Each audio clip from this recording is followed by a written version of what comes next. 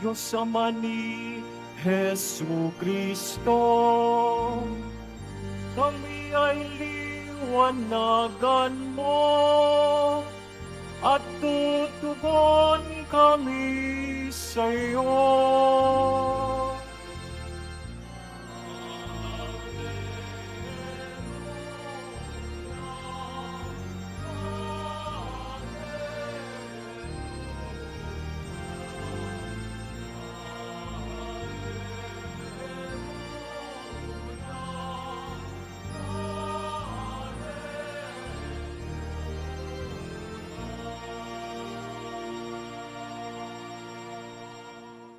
Sumainyo ang Panginoon. At sumaiyo rin. Ang mabuting balita ng Panginoon ayon kay San Marcos. Papuri sa iyo, Panginoon.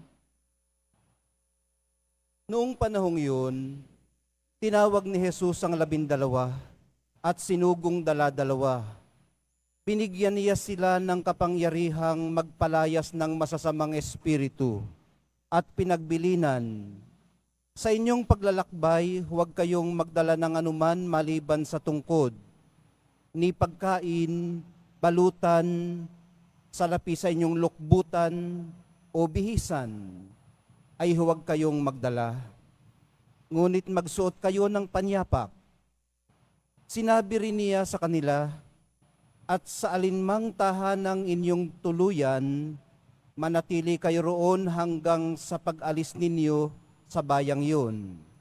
Kung ayaw kayong tanggapin o pakinggan sa isang dako, umalis kayo roon at ipagpag ninyo ang alikabok ng inyong mga paa, bilang babala sa mga taga roon.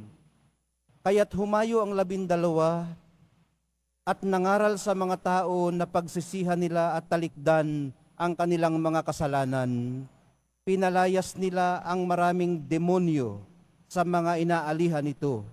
Pinahira nila ng langis at pinagaling ang maraming may sakit. Ang mabuting balita ng Panginoon. Pinupuri ka namin, Panginoong Heso Kristo. Magsiupo muna ang lahat. Magandang hapon po sa inyong lahat. Malwalhating pagdating sa dambana ng Nazareno. 15 linggo na po ngayon sa karaniwang panahon. Ang magandang balita pong hatid ng mga pagbasa natin ngayon, pinagpapala ang mga nakikipag-isa kay Kristo. Malinaw po nating napakinggan ito sa ikalawang pagbasa. Dagdag pa ni Apostol Pablo sa kanyang sulat sa mga taga-Efeso, layunin daw at kalooban ng mahal na pong Jesus Nazareno na italaga po tayo bilang mga anak din ng Diyos sa pamamagitan niya. Ito'y dahil sa kanyang pag-ibig sa atin. Kaya nga tayo'y kanyang tinubos mula sa kasalanan sa pamamagitan ng kanyang kamatayan. Napakadakilang pag-ibig. Hindi lang po yun ang nagawa niya para sa atin dahil sa kanyang dakilang pag-ibig.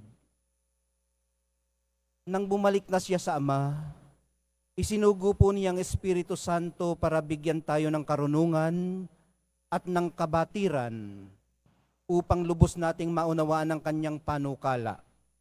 Ang panukala po niya sa atin ay ang pag-isahin kay Kristo ang lahat ng mga nasa langit at nasa lupa. Paano po kaya natin malalamang nauunawaan na nga po natin ang panukala niyang ito para sa atin? Ayon na rin po sa kanya, kay Apostol Pablo, sa pamamagitan po ng pakikinig at pananalig. Pakikinig at pananalig. Pananalig matapos marinig ang katotohanang nagdudulot ng kaligtasan. So, kumusta po kaya tayo matapos nating marinig ang mabuting balita ng kaligtasan? Kasi may mga pagkakataon po na narinig na natin ang Ebanghelyo, hindi pa natin pinapakinggan. Nananatiling paanyaya ang hamon ng tinanggap nating kaligtasan. Ito po yung tipo ng paanyayan na may RSVP. Kailangan mong tugunan para mapabilang ka. Kung may handaan, kailangan mong tumugon para makasali ka doon sa mapapakain, doon sa handaan. Otherwise, kukulangin ang plato, di ba? Gaya ng 12 apostoles, tayo man ay isinusugo pong maging saksi sa kagandahang loob ng Diyos. Hindi man tayo isugo sa malalayong lugar o doon sa mga napaka-challenging na mga lugar ng misyon katulad ng China o kaya ay ng Quiapo. Di doon na lang tayo sa ating tahanan, sa ating komunidad at sambayanan. Hindi man natin maiwan ang ating pagkain, balutan, lukbutan o pera. Yung lukbutan, yung lagayan ng pera, wallet. Tsaka yung ating bihisan, hindi man natin maiwan ang mga yon dahil hindi naman tayo kabilang sa pinagbili ng 12. Ang hamon sa atin ay maibahagi ang mga iyon sa higit na nangangailangan, sa mga walang-wala. Alam nyo, nung pinahayo po sila, hindi naman sila binigyan ng specific instruction kung anong kanilang sasabihin. Wala silang script. Ang mahigpit lamang na ipinagbilin sa kanila ay kung paano sila mamumuhay bilang mga tagasunod o unang mga deboto ng mahal na pong Jesus Nazareno. Magpahanggang ngayon, mga kapatid, ay hindi naman po nababago ang paraan ng pagsusugo. Ang tiyak na panuntunan lamang ay konkretong pagsasabuhay ng pananalig na napakinggan. Sa madaling sabi, yung napakinggan na ebanghelyo nasa salamin sa pamumuhay. At ang masasalamin sana sa ating pamumuhay ay yung pamamaraan ng pamumuhay ng nagsugo sa atin. Kaya ko po ito nasabi ay dahil may mga pagkakataon pong sumusunod naman tayo sa nagsugo sa atin, pero ang nasa salamin sa ating paraan ng pamumuhay ay hindi ang sa nagsugo sa atin, kundi ang sa ating sarili. O sa kung sino pa mang nangunguna sa atin, o yung mga ina-idolize natin. Kung minsan din kasi, para tayong nagiging second version o third o fourth na o duplicate ng ating mga iniidolo. Ang susi, mga kapatid, ay iayon ng ating lifestyle sa mahal na poong Jesus Nazareno. Siya na napakasimple at nabubuhay para sa iba.